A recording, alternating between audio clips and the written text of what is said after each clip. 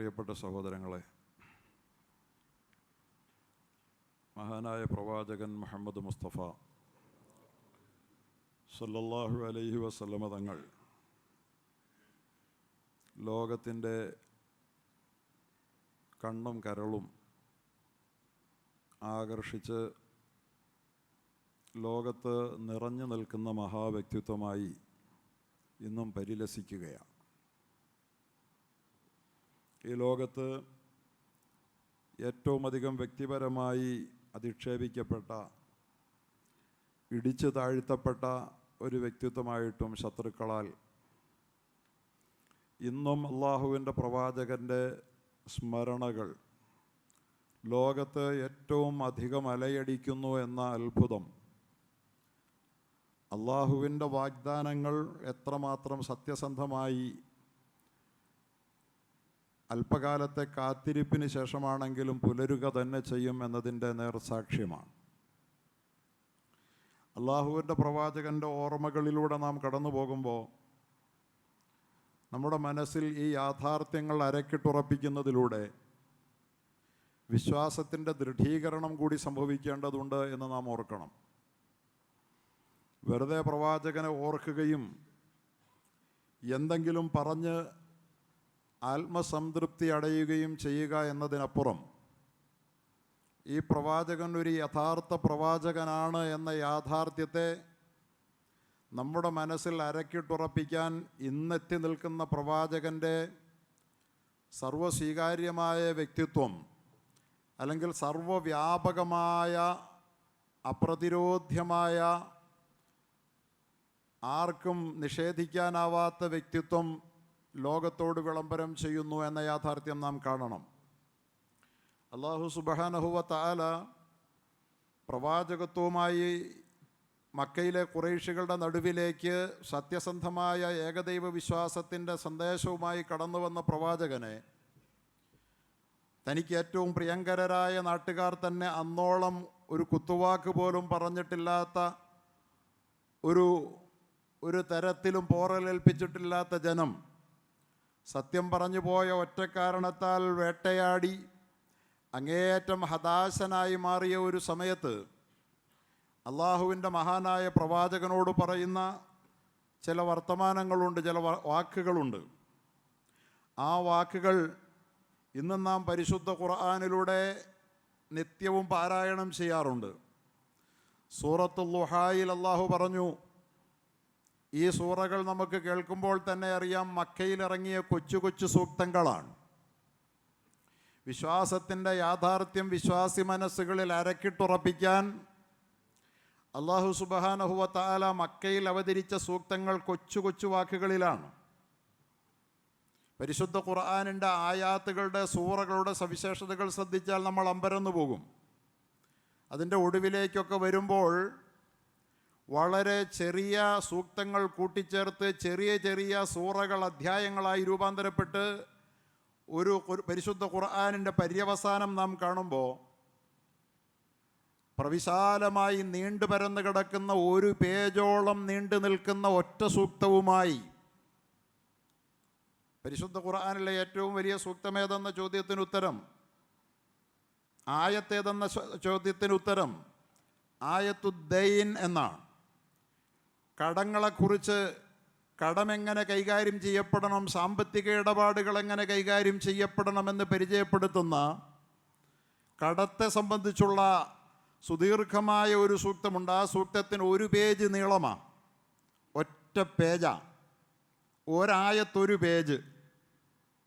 അങ്ങനെ ആ ആയത്ത് അടക്കം ഉൾക്കൊള്ളുന്ന 2.5 പേജ് നീണ്ടു നിൽക്കുന്ന ഒരു അധ്യായം സൂറത്തുൽ ബഖറ. ഇങ്ങനത്തെ സുദീർഘങ്ങളായ അധ്യായങ്ങളാൽ നിബിഡമായ പരിശുദ്ധമായ ഖുർആനിൻ്റെ ഒരു തല അങ്ങനെ നിൽക്കുമ്പോൾ മറുതല നിൽക്കുന്നത് ഖുൽ ഹുവല്ലാഹു അഹദ് അല്ലാഹു സമദ് ലം യലിദ്. ഓരോന്നും ഓരോരോ ആയത്തുകളാണ്. അങ്ങനെയുള്ള കൊച്ചു കൊച്ചു ആയത്തുകൾ കൂടി ചേർന്ന് ചെറിയ ചെറിയ അധ്യായങ്ങളായിട്ടാണ്.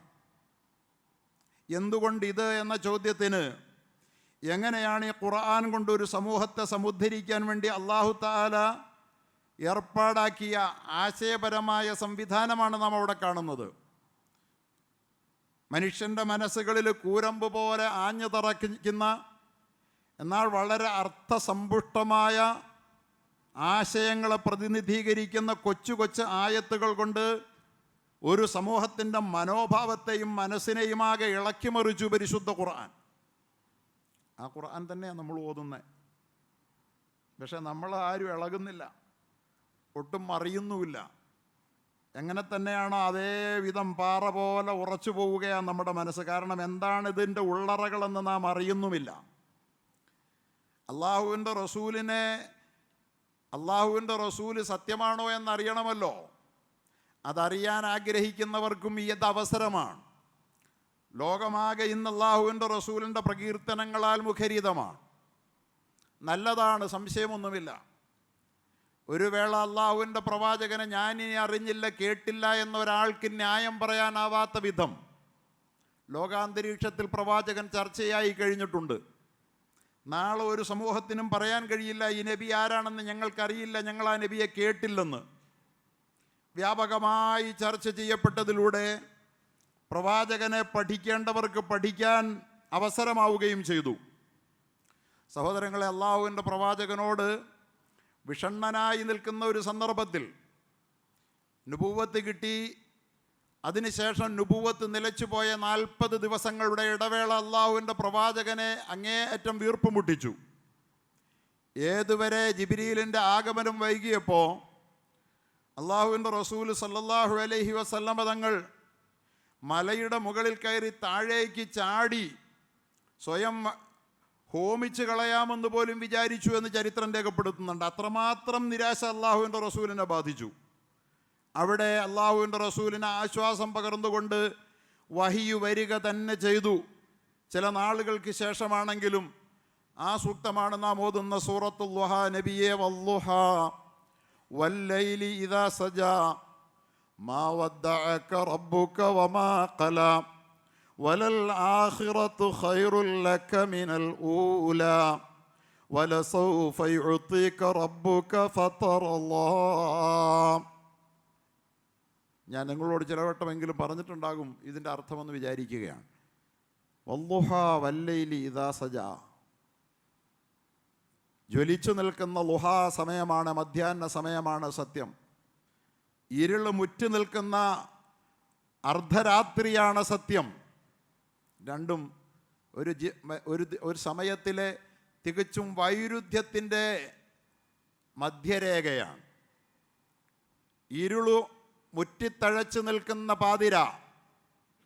വല്ലുഹ വല്ലൈലി ഇദാ സജാ, വല്ലൈലി ഇദാ സജാ. വല്ലുഹ പകലതിൻ്റെ ഏറ്റവും തീഷ്ണതയിൽ ജ്വലിക്കുന്ന മധ്യാഹ്നം.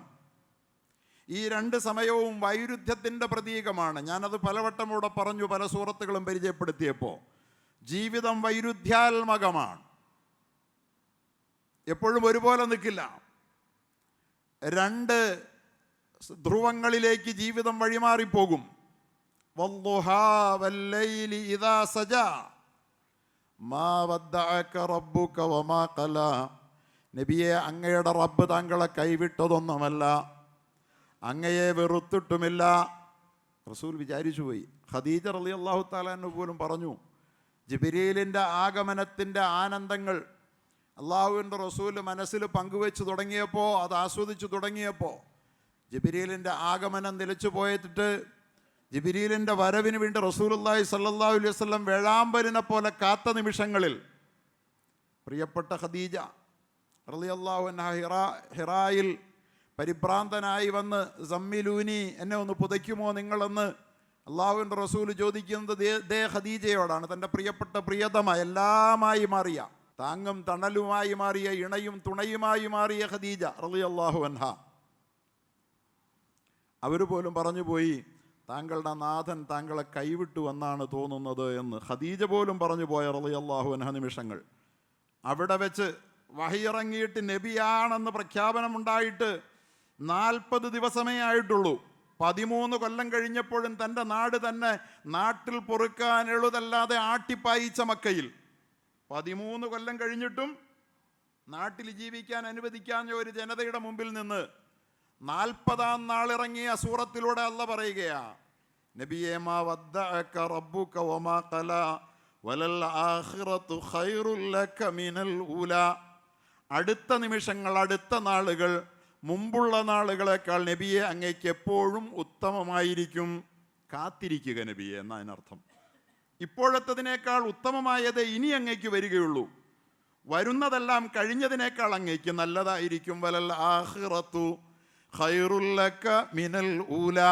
മുമ്പുള്ളതിനേക്കാൾ പിമ്പ് വരുന്നത്, പിന്നീട് വരുന്നത് അങ്ങേക്ക് ഉത്തമമായിരിക്കും നബിയെ. എന്തൊരു ഓഫറാണത്, എന്തൊരു പ്രോമിസാണത്, എന്തൊരു വാക്കാണത്, എന്ത് ബേസിലാണത്. ഇതാണ് റസൂലിൻ്റെ സത്യതയുടെ ഏറ്റവും വലിയ അടയാളം.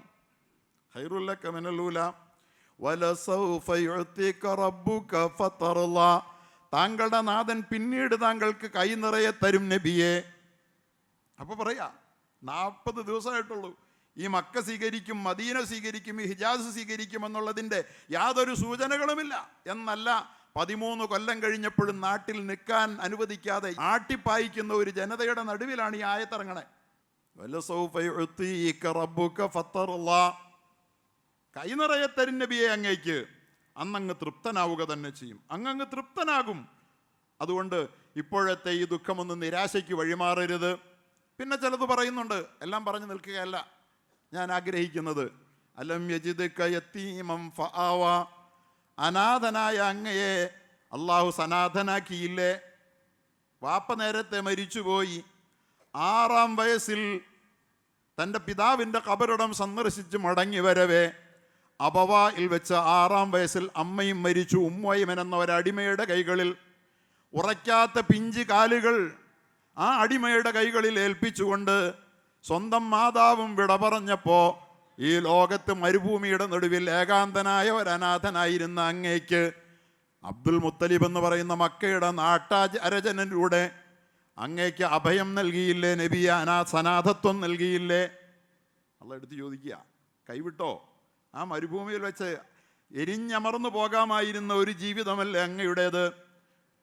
പക്ഷേ അലം യജിദ്ക യതീമൻ ഫആവാ. അങ്ങ് കടന്നു വരുന്ന വഴികളൊന്ന് ഓർത്തു നോക്കിക്കോ. ഇപ്പം 40-ാം നാളിൽ നുബുവത്ത് കിട്ടിയ അങ്ങേക്ക് നുബുവത്ത് ഒരല്പകാലം നിലച്ചു പോയെങ്കിൽ അതിൻ്റേതായ കാരണമുണ്ട്. പാതിരാവിൻ്റേതും മധ്യാഹ്നത്തിൻ്റെതും വ്യത്യസ്തതകളെ താങ്ങാൻ അങ്ങയുടെ മനസ്സ് പാകപ്പെടേണ്ടതുണ്ട്. നബി സല്ലല്ലാഹു അലൈഹി വസല്ലം തങ്ങൾ ആ നിലയിൽ അള്ളാഹു തആല പാകപ്പെടുത്തി വളർത്തിക്കൊണ്ടുവരിക. നബിയുടെ സത്യത ഈ ഉമ്മത്തിന് ബോധ്യപ്പെടണം. അള്ളാഹുവിൻ്റെ റസൂല് അള്ളാഹുവിനാൽ രൂപപ്പെടുത്തപ്പെട്ട, പാകപ്പെടുത്തപ്പെട്ട ഒരു പ്രതിഭാസമായിരുന്നു. റസൂല് സ്വന്തമായി രൂപപ്പെടുത്തിയതല്ലത്. അങ്ങനെ ആ റസൂല് മുന്നോട്ട് പോയി. അങ്ങയ്ക്ക് തീർച്ചയായും അങ്ങയുടെ വരുന്നാളുകൾ ശോഭനമാണ്. അള്ളാഹുവിൻ്റെ റസൂലിന് ഈ വാക്കിൽ നല്ല വിശ്വാസമാണ്. അതുകൊണ്ടാണ് അള്ളാഹുവിൻ്റെ പ്രവാചകൻ സല്ലല്ലാഹു അലൈഹി വസല്ലം തങ്ങളെ വിശ്വസിക്കാൻ വിസമ്മതിച്ച പല ആളുകളും അക്കൂട്ടത്തിൽ ചരിത്രത്തിൽ രേഖപ്പെട്ട് കിടപ്പുണ്ട്. അദീബിന് ഹാത്തം എന്ന് പറയുന്ന ഒരു നാട്ടുരാജാവ്, തയ്യ് ഗോത്രത്തിൻ്റെ തലവൻ. അന്നൊക്കെ നാട്ടുരാജ്യങ്ങളാണല്ലോ, രാജ്യങ്ങളൊക്കെ നമ്മുടെ നാടുകളിലെ നാട്ടുരാജ്യങ്ങളാണ്. തയ്യ് എന്ന് പറയുന്ന വമ്പൻ ഗോത്രത്തിൻ്റെ ഹാത്തമുത്തായി എന്ന് പറയുന്ന അറബികളുടെ കൂട്ടത്തിൽ എക്കാലത്തെയും ധർമ്മിഷ്ഠനായ ഹാത്തമുത്തായി. അറബികൾ ഹാത്തമുത്തയ്യെ പോലെ ഒരു ധർമ്മിഷ്ഠനായി ആരെയും കണ്ടിട്ടില്ല. ഹാത്തമുത്തയ്യയുടെ മകനാണ് അദീബിന് ഹാത്തം. ആ അദീബിന് ഹാത്തം മുഹമ്മദ് സല്ലല്ലാഹു അലൈഹി വസല്ലം മക്ക ജയിച്ചടക്കി എന്നറിഞ്ഞപ്പോൾ മുഹമ്മദിൻ്റെ മക്കയിൽ, മുഹമ്മദിൻ്റെ ഹിജാസിൽ, മുഹമ്മദിൻ്റെ അറേബ്യയിൽ ജീവിക്കാൻ ഗത്യന്തരമില്ലെന്ന് കണ്ട് റോമിലേക്ക്, ക്രിസ്ത്യാനിയായ അദ്ദേഹം അഭയത്തിന് വേണ്ടി റോമിലേക്ക് ഒളിച്ചോടി. പക്ഷെ റോമിൽ അദ്ദേഹത്തിൻ്റെ ജീവിതം ഒട്ടും സുഖകരമായിരുന്നില്ല. അദ്ദേഹം അവിടെ വെച്ച് ആലോചിച്ചു, ബുദ്ധിമാനായ നാട്ടുരാജാവായ മുഹമ്മദ് സല്ലല്ലാഹു അലൈഹി വസല്ലമ തങ്ങളോട് കുടുംബത്തിലും ഗോത്രമഹിമയിലുമൊക്കെ തോളൊത്ത് നിൽക്കാൻ കഴിയുന്ന അദീബിന് ഹാത്തം ചിന്തിച്ചു, എനിക്ക് മക്കയിലേക്ക് മദീനയിലേക്ക് പോകാം. അവിടെ ചെന്നിട്ട് മുഹമ്മദിനെ എനിക്ക് നിരീക്ഷിക്കാം. മുഹമ്മദ് വെറും ഒരു രാജാവാണോ, അധികാരം കൊതിക്കുന്ന രാജാവാണോ, അതോ മുഹമ്മദ് യഥാർത്ഥ ദൂതനാണോ, ദൈവദൂതനാണോ എന്നറിയാം. എനിക്കത് മനസ്സിലാക്കാനുള്ള ബുദ്ധിവൈഭവം തമ്പുരാൻ തന്നിട്ടുണ്ട്, അള്ളാഹു തന്നിട്ടുണ്ട്. അങ്ങനെ അദീയ് പോയി. മുഹമ്മദ് സല്ലല്ലാഹു അലൈഹി വസല്ലം അദീയിനെ സ്വാഗതം ചെയ്തു, ഇരുകരങ്ങളും നീട്ടി സ്വീകരിച്ചു. അങ്ങനെ അവർ രണ്ടുപേരും അവിടെ നിന്ന് അള്ളാഹുവിൻ്റെ റസൂലിനോടൊത്ത് നടന്നു പോവുകയാണ്. ആ നടത്തത്തിനിടയിൽ അദീ ഇബ്നു ഹാത്തം അള്ളാഹുവിൻ്റെ റസൂലിനെ നിരീക്ഷിക്കുകയാണ്. ഇതൊരു രാജാവാണോ നബിയാണോ, ഇതാണ് അറിയേണ്ടത്. അങ്ങനെ കടന്നു പോകും വഴിയിൽ പല കാഴ്ചകളും കണ്ടു. ആ കാഴ്ചകളുടെ കൂട്ടത്തിൽ ഒരു പാവപ്പെട്ട അടിമപ്പെണ്ണ് കടന്നു പോകുന്ന വഴിയിൽ അള്ളാഹുവിൻ്റെ റസൂലിൻ്റെ അനുയായികൾ ആ പ്രിയപ്പെട്ട നബിയോട് കാണിക്കുന്ന ആദരവുകൾ കണ്ട് അമ്പരക്കുകയാണ്. അദീ ഇബ്നു ഹാത്തം എന്തോരാദരവ്!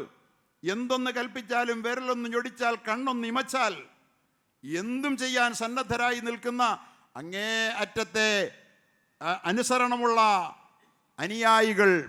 ഇത് കണ്ടും കേട്ടും പോകുമ്പോഴാണ് വഴിയിൽ വെച്ച് ഒരു പാവപ്പെട്ട അടിമപ്പെണ്ണ്, ഒരഭ്രാന്തിയാണവർ, അള്ളാഹുവിൻ്റെ പ്രവാചകനെ കൈകാട്ടി വിളിച്ചു.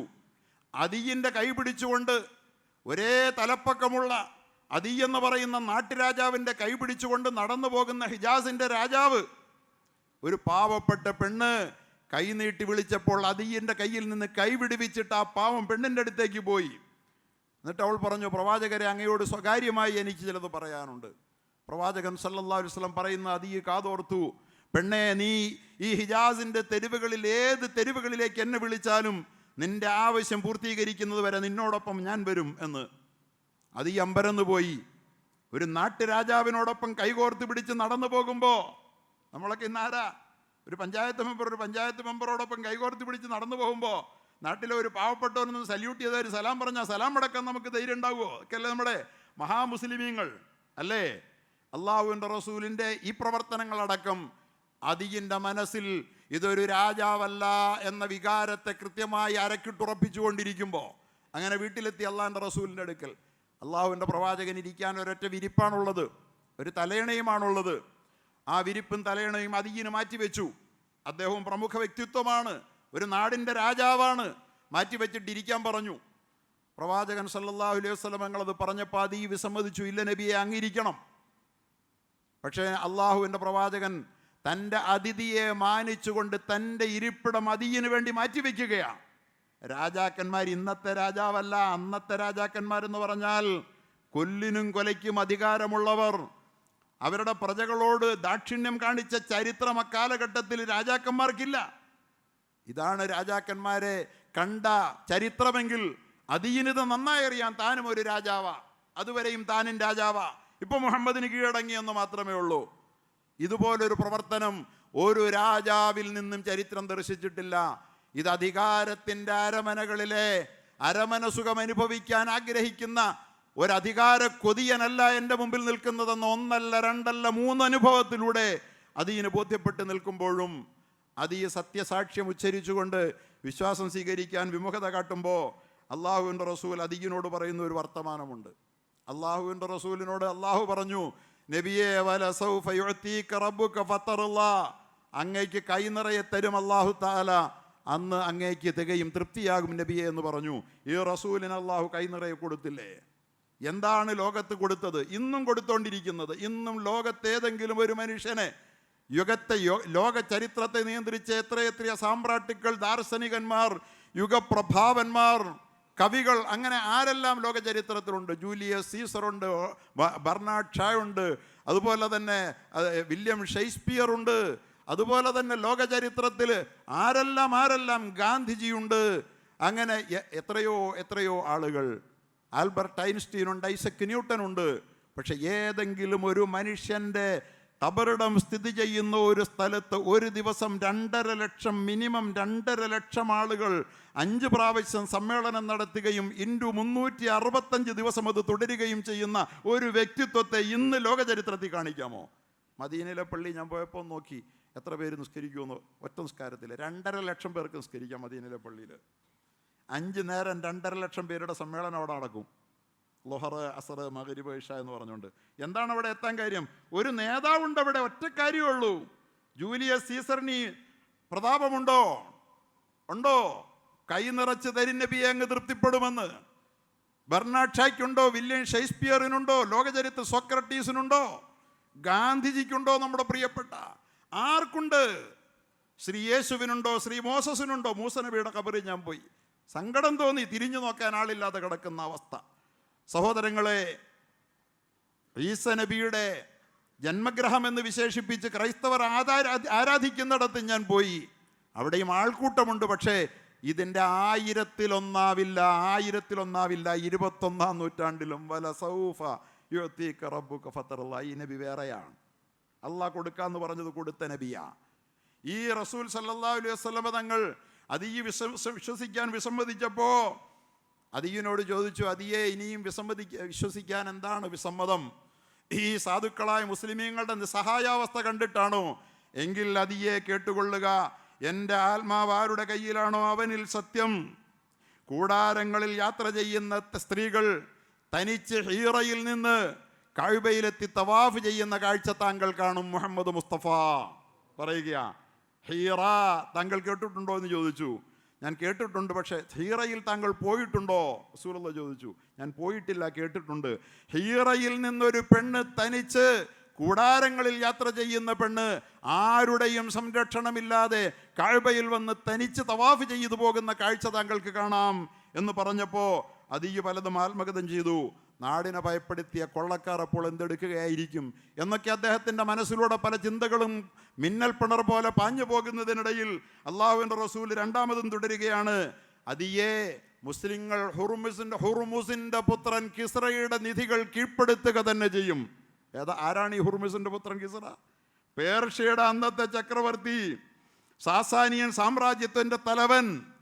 ബൈസന്റിയൻ സാമ്രാജ്യവും സാസാനിയൻ സാമ്രാജ്യവും പരസ്പരം അധികാരം കയ്യാളി അടക്കി ഭരിക്കുന്ന ഒരു ലോകത്ത്, കഴിഞ്ഞ കാലത്ത് റഷ്യ അമേരിക്കയും പോലെ സാസാനിയൻ സാമ്രാജ്യത്തിൻ്റെ തലവനായ ഹുർമുസിൻ്റെ പുത്രൻ കിസ്റയുടെ നിധികൾ എൻ്റെ ഈ പാവപ്പെട്ടവരെന്ന് താങ്കൾ വിചാരിക്കുന്ന മുസ്ലിമീങ്ങൾ കീഴ്പ്പെടുത്തുക തന്നെ ചെയ്യും. അതിയെ താങ്കൾ കാത്തു നിൽക്കണ്ട എന്ന് അല്ലാഹുവിൻ്റെ റസൂൽ പറയാം. അദ്ദേഹം ചോദിച്ചു, ഏത് കിസ്റയുടെ, ഏത് കുസ്റുവിൻ്റെ? ഹുർമുസിൻ്റെ പുത്രൻ്റെതോ? അതേ, ഹുർമുസിൻ്റെ പുത്രൻ കുസ്റുവിൻ്റെ. ഇത് കേട്ട് നടുങ്ങിപ്പോയ അത് ഈ പകച്ചു നിൽക്കുമ്പോൾ അള്ളാഹുവിൻ്റെ റസൂൽ വീണ്ടും തുടരുകയാ, താങ്കൾക്ക് ആയുസ്സുണ്ടെങ്കിൽ ഒരാൾ കൈ നിറയെ സ്വർണമോ വെള്ളിയോ പിടിച്ച് ആവശ്യക്കാരെ അന്വേഷിച്ച് പുറപ്പെടുന്നത് താങ്കൾക്ക് കാണാം. അത് സ്വീകരിക്കാൻ ആരെയും അദ്ദേഹത്തിന് കിട്ടാതെ അദ്ദേഹം നിരാശയോടെ മടങ്ങുന്നതും കാണാം. അള്ളാഹുവിൻ്റെ റസൂൽ പറയുകയാണ്, ഇതാണ് റസൂൽ. ഈ റസൂൽ സത്യസന്ധനാണോ എന്നാണ് നിങ്ങൾ അറിയേണ്ടത്. വർഷങ്ങൾക്ക് ശേഷം ഇതേ അതിയ്യ് പറയുകയാണ്, കൂടാരത്തിൽ കയറിയ സ്ത്രീ സംരക്ഷകരില്ലാതെ ഹീറയിൽ നിന്ന് കഅബയെ തവാഫ് ചെയ്ത് ഇതാ പോകുന്നു എൻ്റെ കൺമുമ്പിലൂടെ. വീണ്ടും അദ്ദേഹം പറയുകയാണ്, ഹുർമുസിൻ്റെ പുത്രൻ കുസ്റുവിൻ്റെ കൊട്ടാരം കീഴ്പ്പെടുത്തിയ സംഘത്തിൽ ഈ ഞാനുമുണ്ടായിരുന്നു. അദീബിന് ഹത്തം പറയുകയാ, അള്ളാഹിൻ്റെ റസൂൽ സത്യമാണോ എന്ന് ഈ സമുദായം അറിയണം. എന്നിട്ട് അദ്ദേഹം പറഞ്ഞു, മൂന്നാമത്തെ കാര്യവും സംഭവിക്കുക തന്നെ ചെയ്യും. കാരണം മറ്റൊന്നുമല്ല, അത് പറഞ്ഞതെൻ്റെ പ്രവാചകനാണ്. അദീബിന് ഹാത്തം എന്ന് പറയുന്ന ആ നാട്ടുരാജൻ പറഞ്ഞതായി ചരിത്രം രേഖപ്പെടുത്തി വെച്ചിരിക്കുക. സംഭവിച്ചില്ലേ? പ്രിയപ്പെട്ടവരെ, ഈ ഹബീബിനെ നമ്മൾ അറിയണം. ആരെന്ത് വിമർശിച്ചാലും, പറഞ്ഞല്ലോ, 2.5 ലക്ഷം ആളുകൾ ഇളകി മറിയുകയാണ്, ഒരൊറ്റ വ്യക്തി അടക്കം ചെയ്യപ്പെട്ടിരിക്കുന്നു എന്ന ഒരൊറ്റ കാരണം കൊണ്ട്. മദീന മുനവ്വറയിൽ 1000 ആളുകൾ ഒഴുകി നിറയുന്ന ഒരു കേന്ദ്രം നിങ്ങൾക്ക് ലോകത്ത് കാണിക്കാവോ? ഇന്ന് ലോകത്തിൻ്റെ അധികാരം മുഹമ്മദ് റസൂലുള്ളാഹിയുടെ ആളുകൾക്കല്ലല്ലോ. അത് സൗദി അറേബ്യ ഏർപ്പാടാക്കിയോണ്ടല്ല. സൗദി അറേബ്യ പോകുന്നവരുടെ എണ്ണം കുറയ്ക്കുക. ഹജ്ജിന് പോയ ഇന്ത്യക്കാരെ തന്നെ 45,000 പേരെ കഴിഞ്ഞ പ്രാവശ്യം തടയായത്. അല്ലാതെ അവർ ക്ഷണിച്ചിട്ടൊന്നുമല്ല, അവർ സൗകര്യം ചെയ്തു കൊടുത്തിട്ടുമല്ല. ഇതാണ് റസൂൽ. പ്രിയപ്പെട്ടവരെ, വറഫഅനാ ലക ദിക്റക, അതേ സൂറത്തിൽ വീണ്ടും തുടർന്നു, താങ്കളുടെ നാമം ലോകത്ത് നാം ഉയർത്തുക തന്നെ. താങ്കളുടെ നാമം നാം ലോകത്തുയർത്തും. ഈ റസൂലിൻ്റെ നാമം ഉയർന്നില്ലെങ്കിൽ ഈ വാക്ക് പാഴല്ലേ? എന്താണ് ഇന്ന് സ്ഥിതി?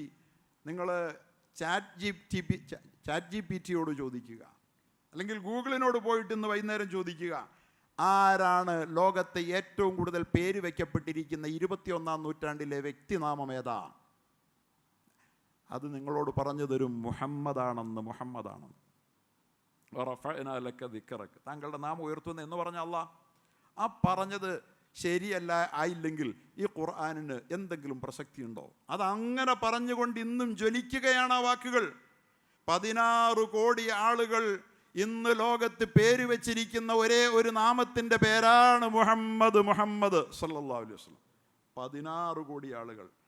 ഈ റസൂലിനോട് പറഞ്ഞതും ഈ റസൂല് പറഞ്ഞതും മുഴുവൻ ലോക ചരിത്രത്തിൽ പുലർന്നിട്ടേ ഉള്ളൂ. അതുകൊണ്ട് ഇപ്പോഴത്തെ നിസ്സഹായാവസ്ഥകൾ കണ്ടിട്ട് പതറണ്ട. ഖത്തറിലേക്കും യമനിലേക്കുമെല്ലാം മാറി മാറി ഇസ്രയേൽ എന്ന് പറയുന്ന ദുഷ്ടശക്തി മിസൈൽ അയക്കുമ്പോൾ നമ്മൾ പതറണ്ട. വൈദാ അറദ്ന അൻനുഹ്ലിക ഖറിയതൻ അമർനാ മുത്രഫീഹാ ഫഫസഖൂ ഫീഹാ ഫഹഖ അലൈഹൽ ഖൗൽ ഫദമ്മർനാഹാ തദ്മീറാ. പടച്ചവന്റെ പദ്ധതി അതാ. ഒരു സമൂഹം, ഒരു രാഷ്ട്രം നശിക്കാനാകുമ്പോൾ അവരവരുടെ അക്രമ പ്രവർത്തനങ്ങൾ പെരുപ്പിക്കുമെന്നാണ് അള്ളാഹ് പറയണത്. ലോകം മുഴുവൻ എതിർത്തിട്ടും നിയന്ത്രിക്കാനാവാതെ ഒരു പേപ്പട്ടി കുതിക്കുകയാണ് ലോകത്ത്.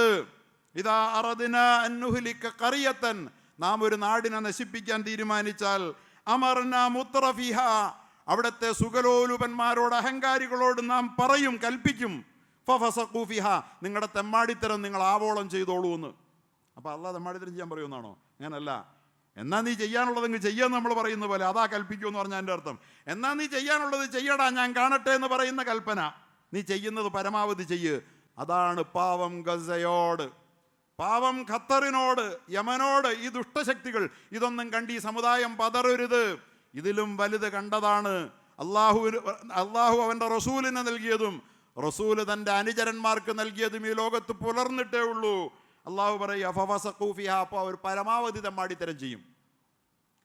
അപ്പോൾ ഈ നശിക്കാൻ പോകുന്ന സമൂഹം അവർ ഈ ലോകത്ത് തെമ്മാടിത്തരം പെരുപ്പിക്കുമെന്നുള്ളത് നാശത്തിൻ്റെ മുന്നോടിയാ. ഫഫസഖൂ ഫിഹാ ഫഹഖ അലൈഹൽ ഖൗൽ, അതോടുകൂടി അള്ളാഹുവിൻ്റെ വചനം അവരുടെ മേൽ പുലരും. ഫദമ്മർനാഹാ തദ്മീറ, അതോടുകൂടി അള്ളാഹു തആല തൂത്തുവാരി കളയും. ഇതാണ് വകം മഹ്ലക്നാ മിനൽ ഖുറൂൻ, നാം എത്ര സമൂഹങ്ങളെ നശിപ്പിച്ചു മിൻ ബഅദി നൂഹ്, നൂഹിന് ശേഷം. വകഫാ ബിറബ്ബിക ബിദുനൂബി ഇബാദിഹി ഖബീറൻ ബസീറാ, തൻ്റെ ദാസന്മാരുടെ പാപങ്ങളെ കാണാനും കേൾക്കാനും അള്ളാഹു തന്നെ ധാരാളം മതി. ആരും കണ്ടില്ലെങ്കിലും കാണാൻ അള്ളാഹു ഉണ്ട്. അതുകൊണ്ട് എൻ്റെ പ്രിയപ്പെട്ടവരെ, 16 കോടി ആളുകൾ നാമകരണം ചെയ്യുന്ന മുഹമ്മദ് മുസ്തഫയുടെ ഈ പരിശുദ്ധ പ്രത്യയശാസ്ത്രം ഇന്നും ഏറ്റവും വലിയ, എല്ലാവരും കൊത്തിവലിച്ചിട്ടും മുസ്ലിമീങ്ങൾ താമസിക്കുന്ന ഏത് രാജ്യത്തേക്കും ബോംബെറിയാൻ ഒരു പേപ്പട്ടിക്ക് ആരോടും ചോദിക്കേണ്ടാത്ത സ്വാതന്ത്ര്യം ലോകത്തുണ്ടായിട്ടും ഇന്നും ലോകത്തെ വലിയ മതം, വളരുന്ന മതം ഈ മതമാകുന്നത് എന്തുകൊണ്ടാണ്? ദുർബലൻ്റെ മതം എങ്ങനെയാണ് വളരുക? 2040 ആകുമ്പോൾ ലോകത്തെ വലിയ മതമാകുമെന്ന് എല്ലാവരും പറയുന്നത്. രണ്ടാമത്തെ പേര് ജോസ, 6 കോടിയാണ്. ലോകത്തെ ഏറ്റവും അധികം അധികാരമുള്ള, സമ്പത്തുള്ള, ബലം ഇപ്പോഴുള്ള ക്രൈസ്തവ സമൂഹത്തിലെ ജോസ് യൂസഫ് എന്ന് പറയുന്ന പ്രവാചക നാമമാണതും. അത് 6 കോടിയാണ്. മൂന്നാമത്തേത് മേരിയ മറിയമ, അത് 3 കോടി. അനുപാതം നോക്കിയേ. ഒന്നാം സ്ഥാനത്ത് നിൽക്കുന്ന മുഹമ്മദ് സല്ലല്ലാഹു അലൈഹി വസല്ലം 16 കോടി. 16 കോടി. ഞാൻ പറഞ്ഞത് ശരിയാണോ? നിങ്ങൾ സെർച്ച് ചെയ്ത് നോക്കിയോ? ChatGPT എല്ലാം പറഞ്ഞു തരുമല്ലോ ഇന്നത്തെ കാലത്ത്. അതുകൊണ്ട് അള്ളാഹുവിൻ്റെ ഹബീബ് ഈ ലോകത്ത് നമ്മോട് പറഞ്ഞത്, അള്ളാഹുവിൻ്റെ റസൂലിനെ ഓർക്കുമ്പോൾ, പറയുമ്പോൾ, ചിന്തിക്കുമ്പോൾ, ചർച്ച ചെയ്യുമ്പോൾ ഈ ഹബീബ് സത്യമാണെന്ന യാഥാർത്ഥ്യം ചരിത്രത്തിലൂടെ, പ്രവചനങ്ങളിലൂടെ ബോധ്യപ്പെട്ടിട്ടല്ലാതെ ഈ റസൂലിനെ വെറുതെ അനുസ്മരിച്ച് പിരിഞ്ഞതുകൊണ്ടൊന്നും നമ്മുടെ ദൗത്യം പൂർണ്ണമാകുന്നില്ല. പക്ഷേ ഒന്നുണ്ട്, ആ റസൂലിനെ ഫത്തബിഉ, നിങ്ങൾ അത്തിഉല്ലാഹ വ അത്തിഉർ റസൂൽ, ആ റസൂലിനെയും അള്ളാഹുവിനെയും റസൂലിനെയും അനുസരിച്ചല്ലാതെ ഓർമ്മകൾ കൊണ്ടോ അള്ളാഹിൻ്റെ റസൂൽ കൂടെ ഉണ്ടായിട്ടോ പോലും നാം വിജയം വരിക്കും എന്നില്ല. ഉഹദിൻ്റെ പാഠം അതല്ലേ? ഉഹദിൻ്റെ പാഠം അതല്ലേ? അള്ളാഹുവിൻ്റെ റസൂൽ ഉഹദിൽ ജബലുർ റുമാത്ത് എന്ന് പറയുന്ന ഇന്നും നമുക്ക് പോയാൽ കാണാൻ കഴിയുന്ന ഉഹദിലെ അള്ളാഹുവിൻ്റെ റസൂൽ അമ്പെയ്ത്തുകാരെ വിന്യസിപ്പിച്ച ആ മലയുടെ മുകളിലേക്ക് 50 അമ്പെയ്ത്തുകാരെ കയറ്റി നിർത്തിയിട്ട് അതിൻ്റെ തലവനായ അബ്ദുല്ലാഹിബിൻ ജുബൈർ റളിയല്ലാഹുവിനോട് പറഞ്ഞു, ഞങ്ങൾ ജയിച്ചാലും തോറ്റാലും ഇവിടെ നിന്നിറങ്ങരുത്. ഞങ്ങളുടെ മൃതശരീരങ്ങൾ കഴുകൻ കൊത്തിവലിക്കുന്ന കാഴ്ച കണ്ടാലും ഇറങ്ങരുത്. എന്താ വാക്കിൻ്റെ അർത്ഥം? ഇറങ്ങിയാൽ വിജയം പരാജയമാകും. ശത്രുക്കളെ അരിഞ്ഞ് വീഴ്ത്തി വിജയകരമായി മുന്നോട്ട് പോയിക്കൊണ്ടിരുന്ന ഉഹദ്, അവസാനം ശത്രു പിന്തിരിഞ്ഞോടിയ ഉഹദ്, തോറ്റുപോയ ഉഹദ്, ബദർ പോലെ ഉഹദും അവർ തോറ്റിരുന്നു. അള്ളാഹുവിൻ്റെ റസൂല് പറഞ്ഞത് അർത്ഥത്തിൽ മാത്രമെടുത്ത്, അക്ഷരത്തിലെടുക്കാതെ അർത്ഥത്തിൽ മാത്രമെടുത്ത്, യുദ്ധം പരാജയപ്പെട്ടിട്ടില്ലല്ലോ, നാം വിജയിച്ചല്ലോ എന്ന് കരുതി അവരൊന്ന് താഴേക്കിറങ്ങിയ ഒറ്റ കാരണം കൊണ്ട് 70 മുസ്ലിമീങ്ങളെ കുരുതി കൊടുത്ത് അള്ളാന്റെ റസൂല് പടക്കളത്തിൽ നിൽക്കുമ്പോൾ ഈ സമുദായത്തിന് ഉഹദിന്റെ വിജയം പരാജയത്തിന് വഴിമാറിയ ഓർമ്മകൾ. വഅലമു അന്ന ഫീക്കും റസൂലല്ലാഹ്, അറിയുക നിങ്ങളിൽ അല്ലാഹുവിൻ്റെ റസൂലുണ്ട്, ഒരു റസൂലുണ്ട്. ആ റസൂലിനെ വഅലമു അന്ന ഫീക്കും റസൂലല്ലാഹ് ലൗ യുതീഉകും ഫീ കസീരിൻ മിനൽ അംരി ലഅനിത്തും, നിങ്ങൾ പറയുന്നത് പലതും ആ നബി കേട്ടാൽ നിങ്ങൾ പിഴച്ചു പോകും. നിങ്ങൾ പറയുന്നത് കേൾക്കാനല്ല അള്ളാൻ്റെ റസൂലുള്ളത്, അള്ളാൻ്റെ റസൂൽ പറയുന്നത് കേൾക്കലാണ് നമ്മുടെ ജോലി. കാലം എത്ര മാറിയാലും തിന്മകൾക്ക് ലോകം വഴിമാറുമ്പോൾ, വ്യഭിചാരം സാർവത്രികമായി ഹലാലാക്കപ്പെട്ട ലോകത്ത്, ആൺപെൺ ബന്ധങ്ങളിലെ അതിർവരമ്പുകൾ വലിച്ചെറിയപ്പെട്ട, ആണും പെണ്ണും കൈകോർത്ത് പിടിച്ചല്ലാതെ തെരുവിലൂടെ നടക്കാൻ മുസ്ലിം പെൺകുട്ടികൾ ഇന്ന് തയ്യാറല്ല, അല്ലേ? ഇതൊക്കെ ലിബറലിസത്തിൻ്റെ ഭാഗമായി ഈ സമുദായം അംഗീകരിച്ച് റസൂലിനെ വലിച്ചെറിഞ്ഞാൽ ദുരന്തം പതിയിരിപ്പുണ്ട്, നമ്മെ തുറിച്ചു നോക്കി പതിയിരിപ്പുണ്ട്. തെരുവോരങ്ങളിൽ വ്യഭിചാരം സാർവത്രികമായിട്ട് അരുതടാ എന്ന് മുഖത്ത് നോക്കി പറയുന്നവൻ ആരെങ്കിലും ഉണ്ടെങ്കിൽ, തെരുവിൽ പച്ചയ്ക്ക് വ്യഭിചരിക്കുന്നത് കണ്ടിട്ട് അരുതടാ എന്ന് പറയുന്നവൻ്റെ വിശ്വാസം അബൂബക്കറിൻ്റെ വിശ്വാസത്തിന് തുല്യമാകുമെന്ന്. എന്തൊരു വാക്കാണത്! ആ മാറ്റം വരുമ്പോൾ ഈ റസൂലിനെ മുറുകെ പിടിച്ചല്ലാതെ ഈ ഉമ്മത്ത് രക്ഷപ്പെടില്ല. മടങ്ങണം. ഈ റസൂൽ പറഞ്ഞതെല്ലാം പുലർന്നിട്ടുണ്ട്. ഇന്നും നാം എല്ലാം വെറുത്താലും നമ്മുടെ മക്കൾക്ക് മുഹമ്മദ് എന്ന് പേര് വയ്ക്കുന്ന എത്ര പേരുണ്ട്? യൂറോപ്പിലാണ് മുഹമ്മദ് അധികം, അമേരിക്കയിലാണ് അധികം മുഹമ്മദ്. അറിയുമോ നിങ്ങൾക്ക്? വഇൻ തതവല്ലൗ യസ്തബ്ദിൽ ഖൗമൻ ഗൈറക്കും, സൂറത്ത് മുഹമ്മദിൽ അല്ല പറഞ്ഞതാണത്. സൂറത്ത് മുഹമ്മദിൽ അല്ല പറഞ്ഞതാണത്. വഇൻ തതവല്ലൗ, നിങ്ങൾ ഈ റസൂലിനെ ഇട്ടേച്ചു പോയാൽ, യസ്തബ്ദിൽ ഖൗമൻ ഗൈറക്കും, വേറൊരു ജനതയെ അള്ളാഹു പകരം കൊണ്ടുവരും.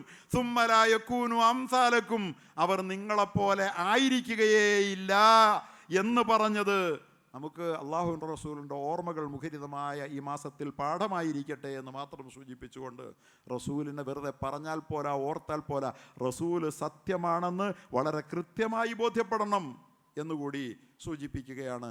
റസൂൽ സത്യമാണ്, റസൂലിൻ്റെ ചര്യകളാണ് നമ്മെ രക്ഷപ്പെടുത്താൻ ഇനി നമ്മളോടൊപ്പമുള്ളത്. റസൂൽ പോയി, തറക്തു ഫീക്കും അംറൈനി ലം തളില്ലൂ മാ തമസ്സക്തും ബിഹിമാ, രണ്ട് കാര്യങ്ങൾ ഞാൻ നിങ്ങളിലേക്ക് വിട്ടും വച്ചും പോകുന്നു.